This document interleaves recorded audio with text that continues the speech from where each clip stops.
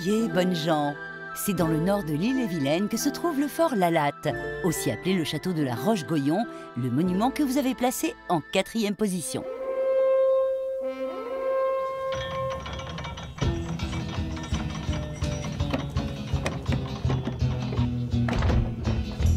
Bienvenue à Fort Lalatte.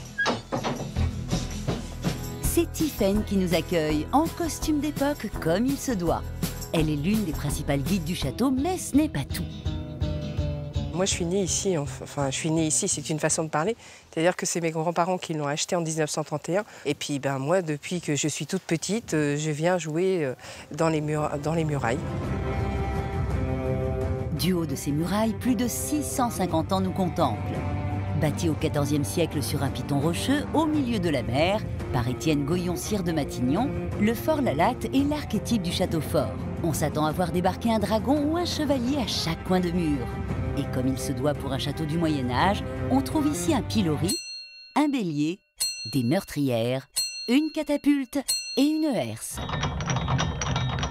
Mais pour en savoir plus, le mieux est sans doute de suivre la visite guidée. D'autant que le guide n'est autre que le frère de Tiffaine, Gwendal. Je connais bien la maison, tous ses moindres recoins, toute l'histoire, parce que je l'entends depuis que je suis tout petit. Petit, on ne pensait pas qu'on allait tous finir ici. La fratrie ne s'arrête pas là.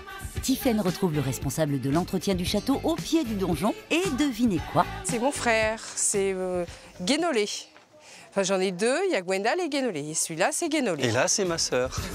Guénolé aime à se présenter comme un manuel contrarié. Après quelques années d'études supérieures, il est devenu compagnon du devoir. Pour le reste... Je suis venu au Fort Lalatte dépanner un jour à la saison, en 2003, et finalement, je ne suis jamais reparti. Il avait besoin de quelqu'un, ce château. Il avait besoin d'une présence, il avait besoin d'une famille qui s'en occupe, des gens qui le dorlotent. Et il avait bien besoin d'être dorloté, ce château, parce qu'il n'a pas toujours été aussi fringant. Pour s'en rendre compte, nous montons au sommet du donjon. C'est un vieux château du Moyen-Âge avec un fantôme à chaque étage. Lorsque Frédéric Johuan des Longrets, le grand-père, l'a racheté en 1931, le château était en bien piteux état.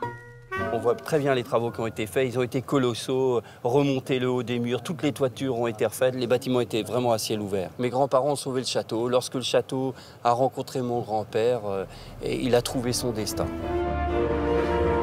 Guénolé nous montre ensuite le clou de la visite et il vaut mieux ne pas avoir le vertige. Nous y voilà. Là, on est sur le sommet du donjon, 55 mètres au-dessus du niveau de la mer, vue à 360 degrés. Ah, sentiment de toute puissance. On est presque sur la figure de proue d'un navire ici. Et un lieu si chargé en atmosphère ne pouvait pas longtemps être ignoré du 7e art. Le Fort Lalatte a séduit aussi les cinéastes, parce qu'on y a tourné plusieurs films. Parmi les principaux, il y a eu Chouan, donc, de Philippe de Broca, avec Philippe Noiret. Mais le plus important a été tourné en 1957. C'est un film de Richard Fechner qui s'appelle Viking.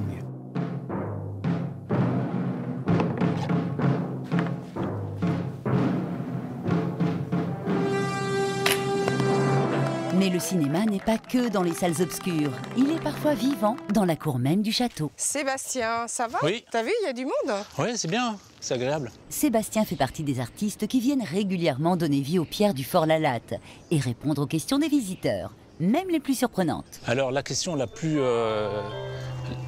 qui revient souvent, c'est est-ce que vous vivez comme ça tous les jours? À mon beau château, ma tante relire. Mais ce beau château n'est pas qu'un endroit où l'on se cultive sur la vie du Moyen-Âge. C'est un lieu où l'on flâne. Demandez à Madame Potier, ça fait 30 ans qu'elle vient. Et son magnifique t-shirt ne vient pas de la boutique de souvenirs. Notre t-shirt, donc même mon mari l'a créé, même si on y vient depuis plus de 30 ans, c'est jamais la même chose, c'est pas lassant, c'est toujours merveilleux, voilà. C'est jamais pareil. Le merveilleux, il est partout entre ces murs. Et même les fleurs ont des noms de fées. Dans la famille Johuan des Longrets, je voudrais la mer. Tu es dans les simples? Oui. Isabelle a créé il y a 30 ans ce carré des simples, un jardin composé de plantes qui ont tout un point commun. Ce sont des plantes, pour la plupart, qu'on connaissait à l'époque médiévale, oui. Vous avez l'exemple de la bardane, qui était très utilisée au Moyen-Âge. Et en fait, qu'on trouve dans la nature. Qu'on trouve partout dans la nature. Et aujourd'hui, les gens, ils les arrachent parce qu'ils pensent que c'est du chien blanc. Pas de jardinier pour s'occuper de tout ça? C'est le châtelain qui s'y colle? Aujourd'hui, le châtelain, il est plutôt en bottes et en blue jean, à travailler dans son château, les mains pleines de ciment, ou de, enfin pas de ciment, mais de chaux ou de, voilà, de joint, et, ou alors son jean taché de terre. En tout cas, le Fort Lalatte est entre de bonnes mains, prêt à faire face à ces 700 prochaines années.